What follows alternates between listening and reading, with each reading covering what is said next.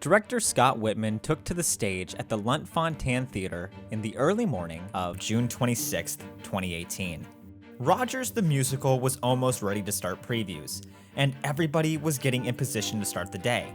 The mood in the theater shifted, as a visibly displeased Scott Whitman crossed his arms and stared at the ground, gathering his racing thoughts before announcing the shocking news.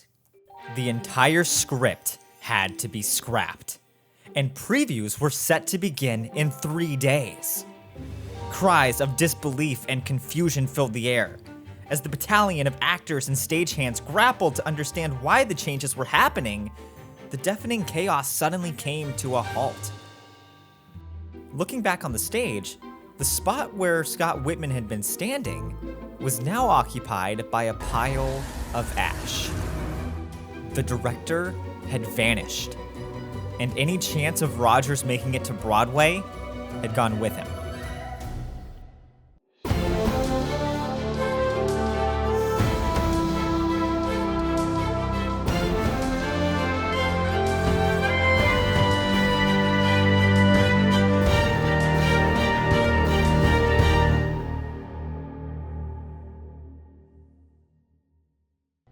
The journey of Rogers up to this point had been a roller coaster, with many producers and backers at the initial workshop in 2015 dismissing the idea of giving Captain America a musical given his fugitive status. Sensing that there was no shot the show would be moving forward, the cast and crew began to say their goodbyes, only to be interrupted by the sound of clapping in the back of the studio space. In a shocking turn of events, Hollywood superstar Shia LaBeouf emerged from the shadows and gave the team a cheesy Crunchwrap gordita.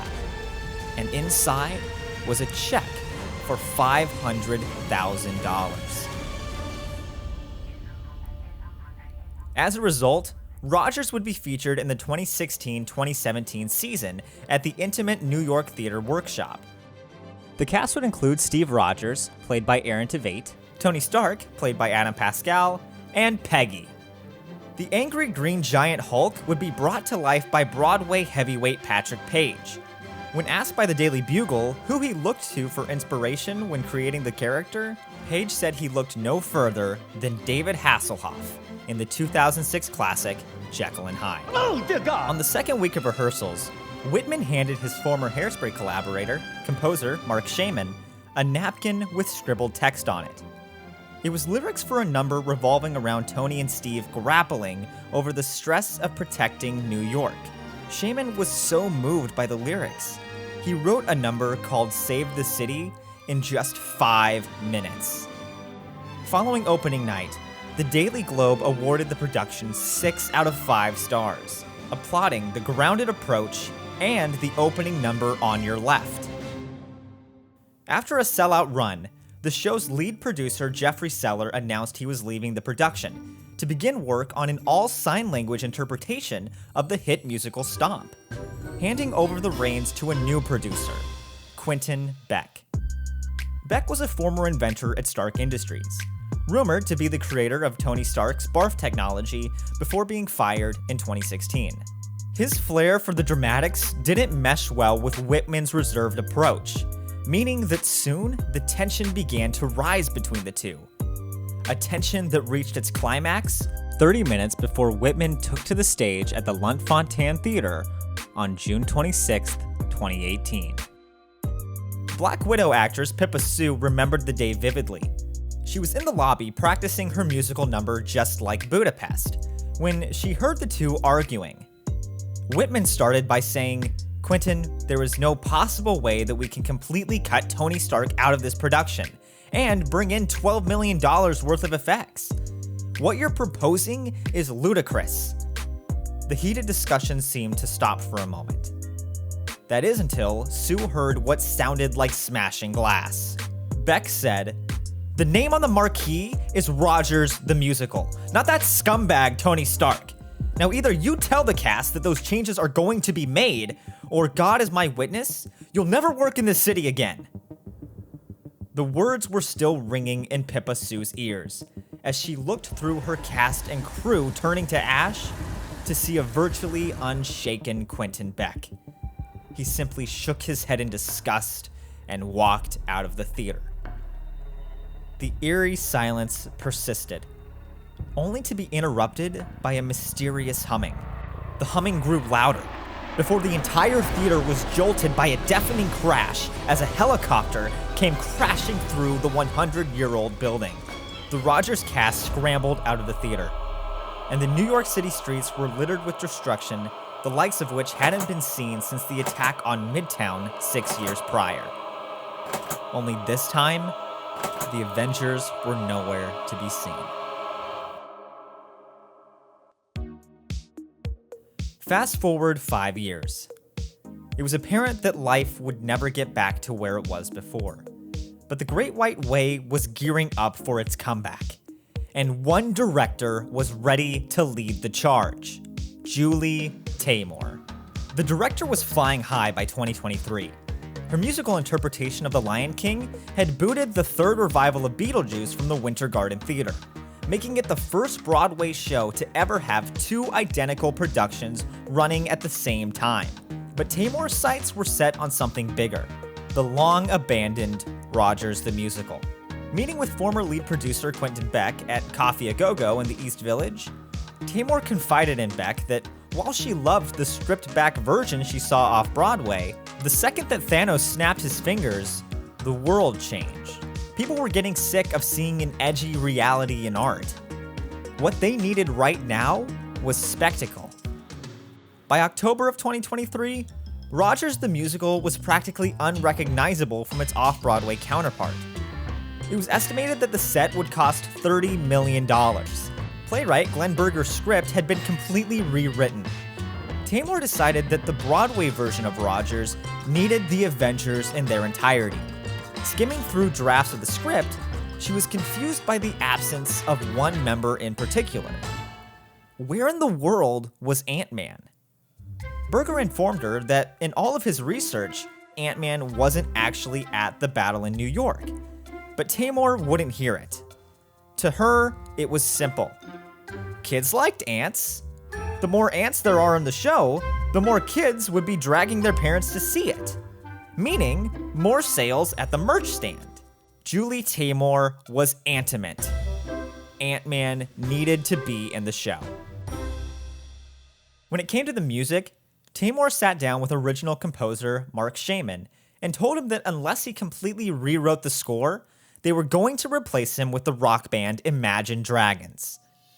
Reluctantly, Shaman agreed to Taymor's terms, with one condition. They couldn't cut the song Save the City. Though the song had been received well off-Broadway, Taymor and Quentin Beck felt that since they were reducing Stark's appearance, the song wouldn't make sense in the show anymore. To solve this problem, Shaman decided to shift the focus off the two lead superheroes, and instead use it as a chance to see life through the New Yorkers who lived it. The first workshop with the brand new cast was held later that month, including Tom Feeney as Steve Rogers and Adam Pascal as the new lead New Yorker number 1. Things took an unexpected turn when director Julie Taymor was cut off by someone pounding on the door of the rehearsal room. Looking up, Quentin Beck could hardly believe what he was looking at. It was the director, Scott Whitman.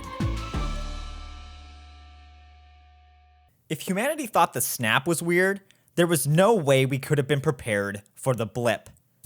This was certainly the case for Scott Whitman, who found himself center stage in a revival of the 1980s flop Chess, starring Hugh Jackman at the Lunt-Fontanne Theater. Desperately, Whitman grabbed onto Jackman and yelled, "What happened to Rogers?" Now things were tricky. Rogers had two directors, and two wildly different interpretations. A possible lawsuit regarding legal ownership of the property lingered overhead for months, with Whitman arguing that many of the concepts were directly tied to him, while Taymor asserted that Whitman's original concepts had all been scrapped. Well, all except for one. The song Save the City. As the months passed, the likelihood of the case going to court continued to grow. But by June of 2024, producer Quentin Beck seemed to have become more withdrawn from the process. He would periodically check in, but his conversations were less centered around the actual show and more around if anyone had heard of the new superhero, Mysterio, that was battling monsters around the globe. In the middle of the month, both Beck and Tamor received a formal notice that former director Scott Whitman would be taking Rogers to court.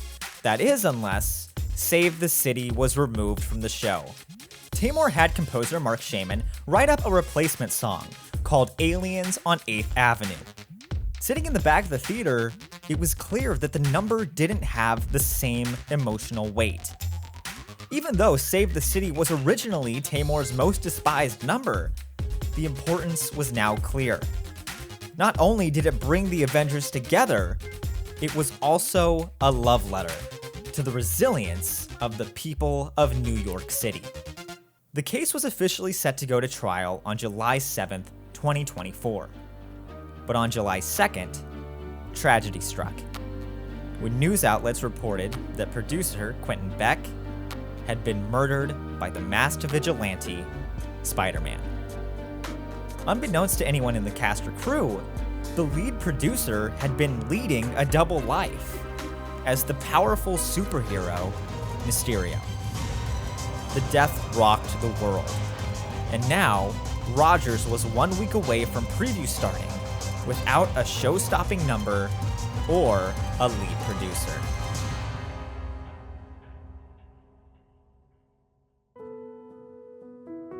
It had been 5.5 years since Mark Shaman and Scott Whitman spoke to each other.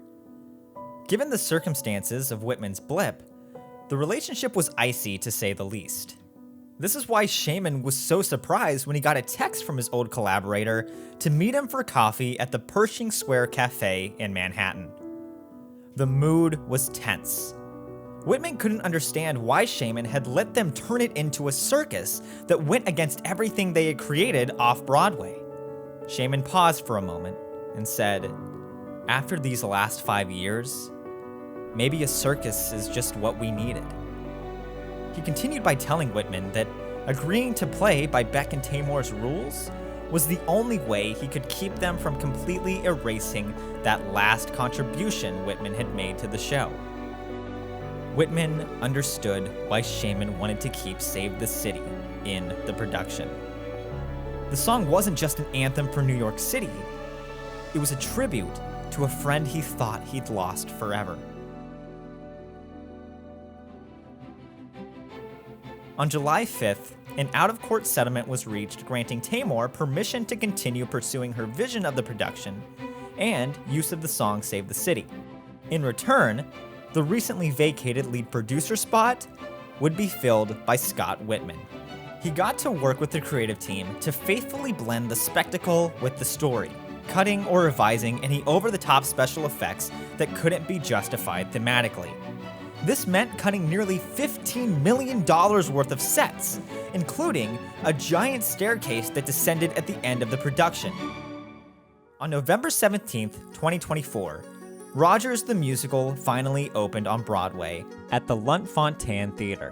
While original cast members Aaron Tveit and Patrick Paige were unable to return to the production due to being cast in the upcoming musical Loki's Town, the new cast would deliver a show-stopping opening night performance.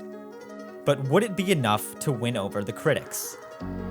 At 12 a.m., Shaman and Whitman walked down the street of central Manhattan to get a copy of the New York Times. Finding the review, the two nearly fell over. They gave it 5 stars and claimed it was an all-American musical for an all-American hero. The reviews were overwhelmingly positive.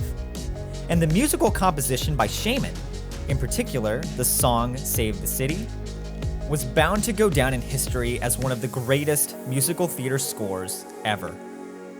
But while critics enjoyed it, the actual Avengers who lived it had a mixed reaction.